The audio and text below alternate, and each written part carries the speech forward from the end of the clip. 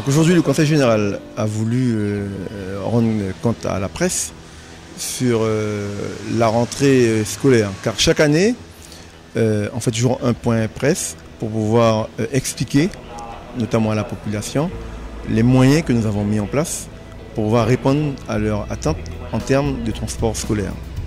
Donc, sur la partie terrestre, il faut savoir que nous avons augmenté des lignes sur la grande île de Cayenne, sur Saint-Laurent-du-Maroni, également sur Sinnamary. Mais l'innovation dans le transport cette année, c'est surtout le moyen de paiement. Car l'année dernière, on ne pouvait payer que par espèce, donc par la poste, en ayant un mandat à la poste, alors que cette année, nous avons un paiement par carte bleue possible et également un paiement par chèque. Alors tout ça sur l'ensemble de la Guyane, donc Saint-Laurent-du-Maroni, la grande île de Cayenne, Mana, Macoria, Montsinieri, Maturi et Montjoly. La seule difficulté que nous avons aujourd'hui est sur la commune de Grand-Santi. Car Grand-Santi n'ayant pas de téléphone direct, donc on ne peut pas en fin de compte avoir le paiement par carte bleue. Nous sommes en train de voir, donc les services du Conseil général est en train de voir avec les services, avec la région, donc qui doit mettre en place l'Internet, de voir comment on pourra adapter notre système de paiement par carte bleue sur l'Internet. Donc maintenant, j'avais oublié également la commune de Apatou, qui également bénéficie du même traitement, donc paiement par carte bleue et par chèque.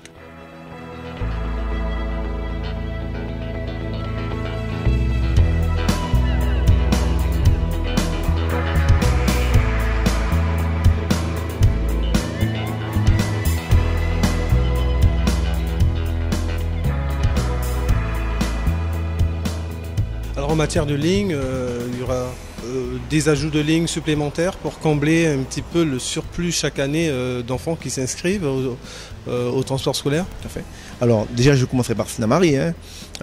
Sinnamary, nous avons créé une ligne de Sinnamary vers Mana qui permettra aux jeunes qui sont à Sinnamary d'intégrer le lycée de Mana, sachant que le lycée de Mana est un lycée polyvalent.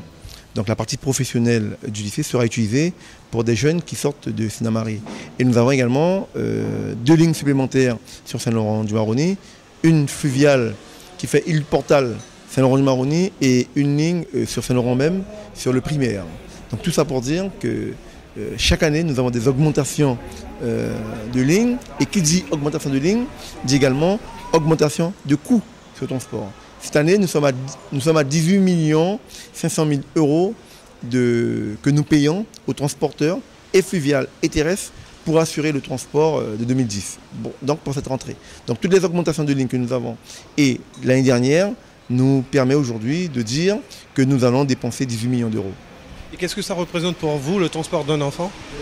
Alors, le transport d'un enfant coûte, un ratio que nous avons fait en général, coûte 1 200 € par parent.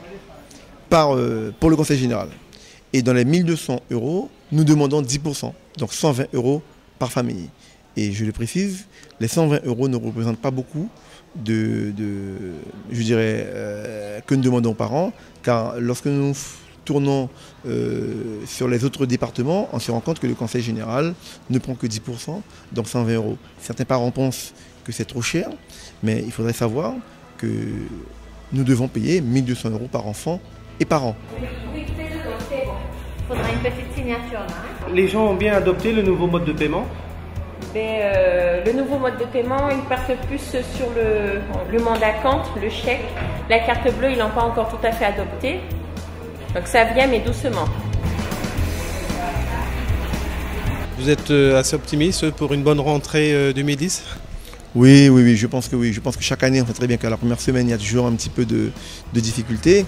Mais après, il faudrait qu'on apporte des petits réglages pour pouvoir apporter des réponses.